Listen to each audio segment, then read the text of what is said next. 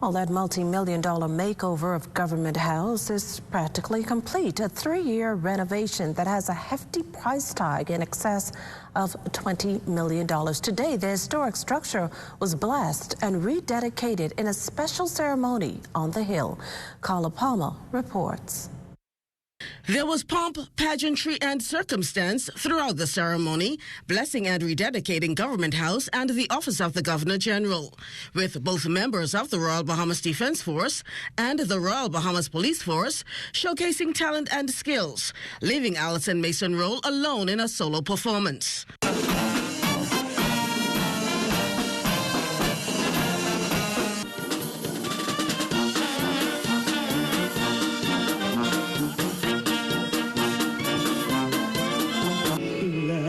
These walls so firm and stout. Now sprinkled with holy water and prayed for, Government House at Mount Fitzwilliam, closed for renovations since June of 2020, is well on its way to restarting official public duties.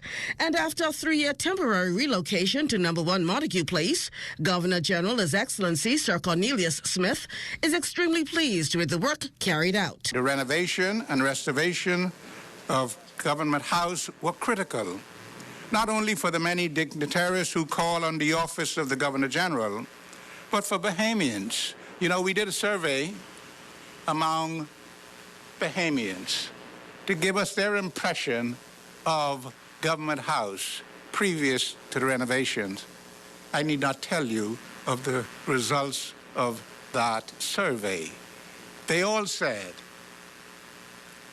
the house was tired, was run down, was in need of renovation. Prime Minister, the Honourable Philip Davis, touted the restoration as a major component to the government's planned revitalization of Bay Street and the surrounding areas. Recognize the start of a new epoch in the landscape of our capital.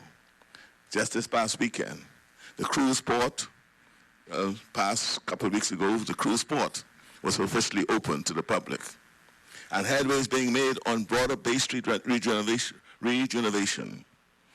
Efforts led by the Tourism Development Corporation, that's in line with our administration plans to reinvigorate downtown Nassau, has begun. The work done to Government House is being described as extensive. Contractor Floyd Wilmot of Telco Enterprise Limited says while set back by the COVID-19 pandemic, change work orders and other delays, he and his team overcame, and he's proud of the output. The government got value for their dollar, and the Bahamian people at the end of the day is going to be proud of the end results. I also want to say this project would not have started without the former government who engaged my company and introduced me to the project team.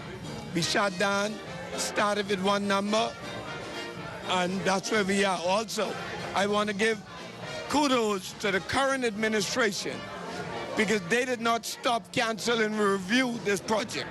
Minister of Public Works and Utilities, the Honourable Alfred Sayers, is even more pleased that the historical landscape, requiring intricate details to maintain authenticity, was done by Bahamians. It also shows that a complex project, a project which really captures the history and also reflects the aspiration of a sovereign people, had the benefit of the talent, expertise, and imagination of Bahamians.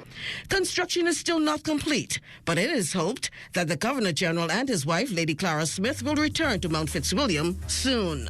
For the Bahamas Tonight, I'm Carla Palmer.